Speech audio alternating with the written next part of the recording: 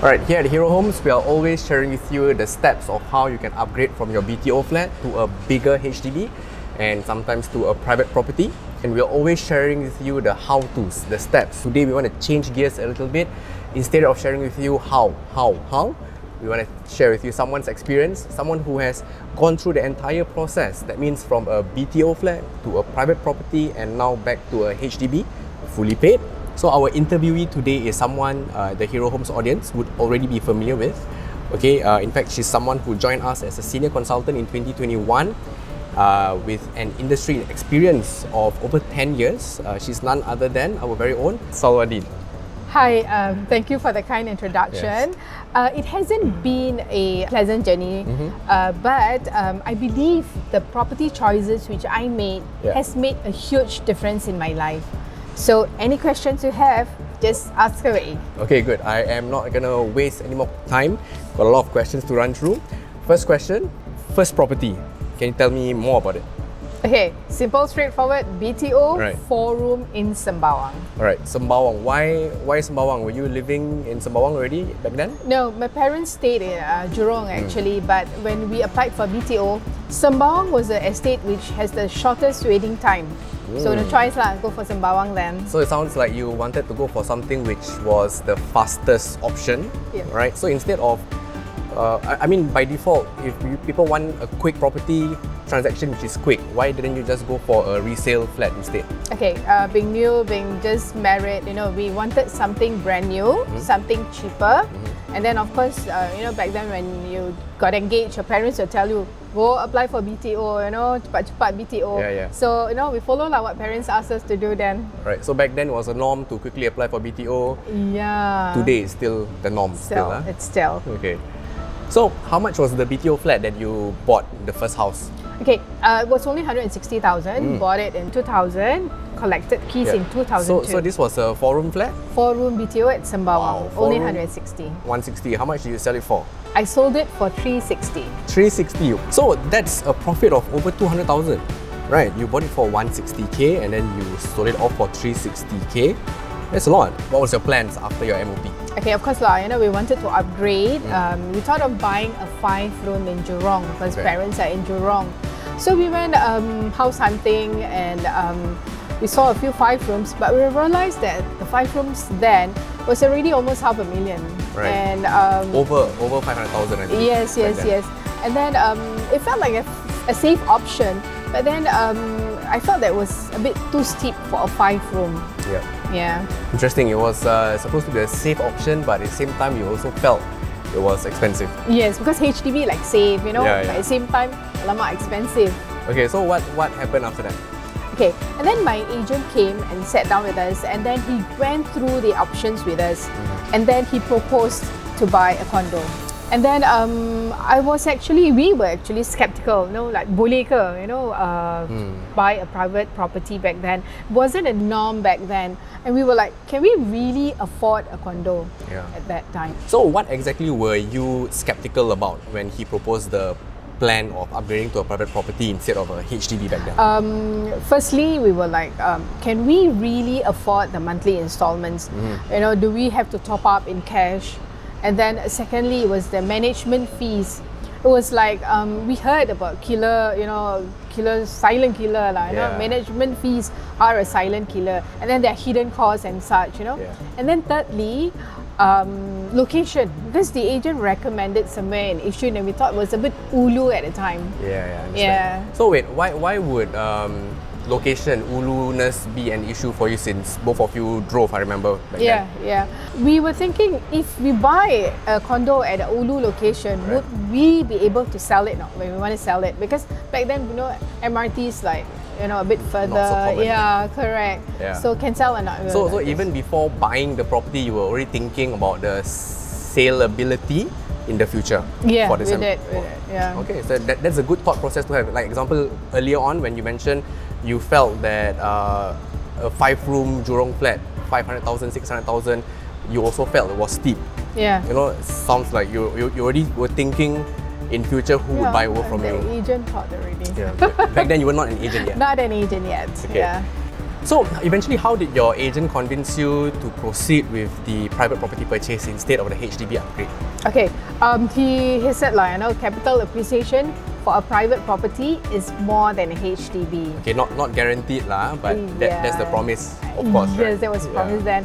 And then a price difference between a HDB back then and a condo, a private condo, also not much of a diff. Yeah. Also, the commission paid.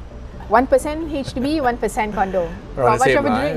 much of a Both difference. was around 600 plus thousand back then. Yes. The condo which I bought is about 1335 square feet, which is almost as big as a 5-room back then. Because 5-room Jurong back then, I think would be around 1,002 square feet. Yeah, somewhere there. Yeah, maybe around just 1,003. So this is actually around the same or even bigger. Yeah, because it's a patio unit. Ground floor. Yeah, ground floor patio unit. So almost the same size. Right. Management fees, he broke down. HDB, you still have to pay for your car park, your conservancy charge. Yeah. Right. And so it's almost not much of a diff. How much was your conservancy fee? Well, the management fees. How much was it? Fees, it was about 920 per quarter. Yeah. So per month, it would be around 300. Yeah. Yeah. So after you deduct your parking fees, your town council fees, so-called, you're paying the difference of about $100, 100 plus. 100, and this would be for all the facilities. For facilities, for your pool, your gym, your facility, your sauna, tennis court, everything. all those. But I think today most important would be the security guard. Yes. And the CCTV. Yeah. Very important because you like to order things online now. Yeah. On AliExpress, Shopee, so it's easy for them to just drop at the door. Yeah. No questions asked. Alright, so I think that's one thing that many upgraders today are fearful about. It's not just about your monthly mortgage. It's also about the maintenance upkeep, as you mentioned, because we always hear. I always hear my clients say to me that sharing with me, they hear from third parties, their parents, their friends saying that it's the maintenance fees that will kill them in terms of the condo ownership. But I believe it's always about personal financial discipline, because at the end of the day, living in a HDB, you still have to pay for your town council, for your parking, for your property tax. Everything is almost the same. The only difference is this time you're paying the management fees to one party. Everything is centralized. So you can imagine if you're someone who likes to complain, you don't have to worry about the agencies tai chi, the issues to each other. Everything is handled in-house. Yes. Everything inside the property, inside the condo is managed by the management office. MCST itself. So that's a good thing actually, right? Yeah. You don't have to keep calling and find out who to call and who to reach out Just to. one person will settle everything for you. Yeah. Okay. So these were the points that your agent helped you decide to make the leap to your first private property, and this was all the way back then in 2006. Yeah. 06, 07? Yep. I was still in school. Haven't got NS yet. And you already own your first property, so congrats. That means there's an age gap. You still look young, don't worry. Yeah, I know. But it does sound like your agent played a big part, was a big influencer in your property decision-making process, right? So what was the most single important factor that you would say that helped him to close you to buy this private property? He sat down with us and go through all the numbers, the monthly installments, and he advises to maximize our loan. And then we kept most of our CPF reserve because when he sat down, right, he said we are able to pay our condo for 9 years using only CPF, and we do not have to top up cash. That's a long reserve actually. Yes, I don't think it's common. I don't think it was a common practice back then. Even today, I think for many upgraders, it's not a common practice, but it does sound like a good plan that he had for you. Yeah. How do you feel about him planning this kind of structure for your purchase? When you saw the numbers, how do you feel? I mean, of course, it was a great relief, knowing that you don't have to top up cash, even though we could, but we didn't want to top up cash for our monthly installments. And then he came with an exit plan. Right. Yeah, that's very important because, after 9 years, if we cannot afford, you can just downgrade to a HDB. So he gave you a timeline of 9 years before you need to sell off, by right? Yes. So eventually, how long did it take you guys to sell off your property? It took 7 years. It took us 7 years. We need to sell it off on the 7th year. Well, why do you mention need to sell it off? Okay, business wasn't doing that well then, and then we had debts to pay, so we really needed the cash. Understand. But could you still afford paying for the property since you mentioned your agent planned out 9 years worth of reserves. Yes, we could still pay with our CPF because we still had that reserve. Yeah. But then we only sold it off because we really needed to. Because we bought our property at 630,000 and then we sold it off at 910,000. Wow. So your first property you made 200k gross profit, and your private property you're selling for close to 300k gross profit. Not bad, huh? So a lot of correct property decisions. Yes. But don't forget, I still have to pay off my loan. Yep. All right, and then the CPF interest as well. I have to put it aside. If only I would have just paid a partial of it in cash, then I would have gotten more, right? Of course. So the full 300,000 you didn't get exactly 300,000. Partial went off to pay off the interest and all that. Yes. But you mentioned if you did more cash payments, you would receive more of the profits. Yes. Okay, that's something to learn. That's something we actually shared about in the previous video. Okay, let's rewind a bit. So instead of buying the private property back in 2006, 2007, 2008, instead of buying your private property, you bought a HDB 5-room flat instead, your original plan. How different would your life be, do you think? I might be bankrupt by now because I couldn't be able to afford to pay off my debts. Imagine if I bought the HDB flat, right? I wouldn't be even making a profit. But with this condo, I'm making 300,000 to pay off my debts. Right. And with the HDB, if I bought it, then I can only sell it about 470. 500. So you mentioned, if you bought a HDB, it could be a bankrupt by now. That's not an exaggeration. It's not. Right? I really had that. Why would you say you could be a bankrupt by now if you bought a HDB instead? It sounds like you're overselling the condo dream. Yeah. But explain a little bit more. Okay, because if I bought the HDB at 500 plus, or even 600,000, and back in 2014, prices it's even there or even lower. 2014 was when you sold off your private property. Your private property, my private property. So I could have, because when I checked, it was about 470, maybe 500. I don't see any profit from there. I might even lose my CPF funds. Yeah. So, interesting. So that means your profits from your private property helped to clear off your business debts. Thankfully, yeah. Would you have stayed on in the condo, in the private property if your business didn't fail? Oh yes. I would really love to stay on, because I love the scenery there. Ours was a patio unit. You hear crickets in the morning when you wake up. You buy a condo, but you hear crickets. Yeah, it's like kampong. Yeah. But then families always come. My brother would call me, hey, my children's birthday I don't want to use a function room. Yeah. Then BBQ, swimming. So after that, lepak, and then my parents will come over, sleep over, and then have breakfast at the patio. So it's like family gathering every now and then. Interesting, because I live in a condo but nobody visits me.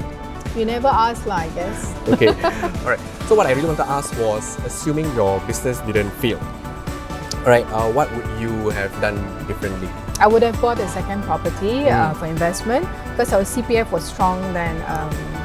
So if your CPF was still strong, why did you have to sell off? We needed to pay off our debts, Yeah, if only you can pay off your debts using CPF.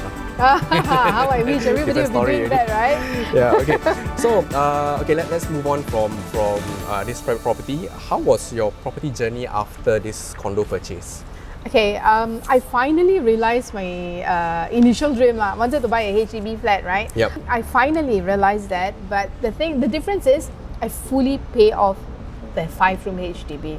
Right. First. Yeah. So you went one big round, one big circle of drama in between. Yeah. But you still own your 5-room HDB flat. Yes, I did. It was still worth it, even though the journey was long. But the profit and the wealth preservation, right, made a difference. And then I'm able to manage to fully pay off my property faster. Yeah, way before I'm even 50s. I'm not 50s yet. Okay. Yeah.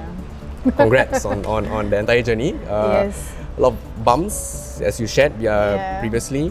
Thanks for sharing your entire process. Is there any advice you'd like to share with our potential upgraders, our future HDB upgraders? Imagine if I haven't have gotten the right advice from the agent himself. If it's just an order taker, 5-room, I want a 5-room, he'll give me a 5-room, an EM, he give you a EM. without going through the numbers, right? So I'm lucky. He actually challenged your plans. Yeah, right? yeah. And He push you did. guys. Yes. Which is I'm really blessed lah. Really blessed, yeah. So I'm here now. So what you're trying to say is the best advice is actually Talk to a few agents. Don't just talk to one agent you're comfortable unless the with. first agent you talk to is us. Yeah, lah. then that's different lah. Yeah. Because we'll go through the numbers, and then and also any agent can just sell. But an agent who has your interest will go through with you your numbers, and then find someone who actually has an exit plan Yeah. for you. I think that's one of the biggest takeaways for you and in that period, because he actually gave you a proper exit plan. So there's this sense of security that even if things go wrong, and it did, you still had a plan B, a sensible plan B in fact. Yes.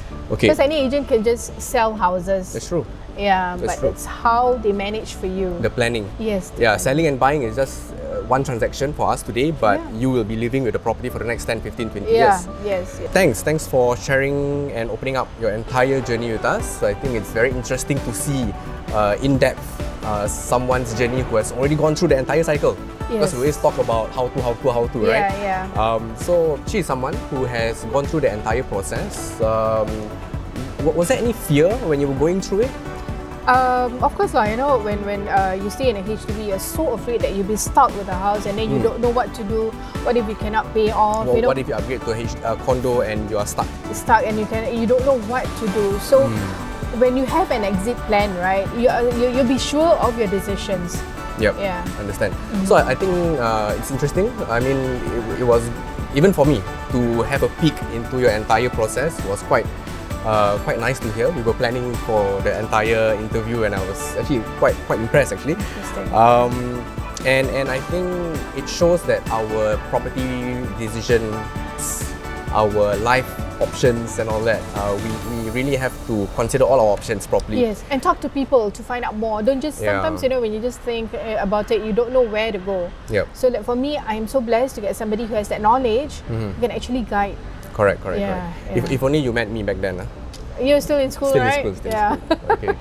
Alright, so basically if you're keen on upgrading, you can contact her. She's gone through the entire process. You can contact me. I am also going through the entire process. You can contact us. Our websites, our contact numbers are below. Alright, that's it. Okay, thanks for watching. Alright, see you guys in the next video.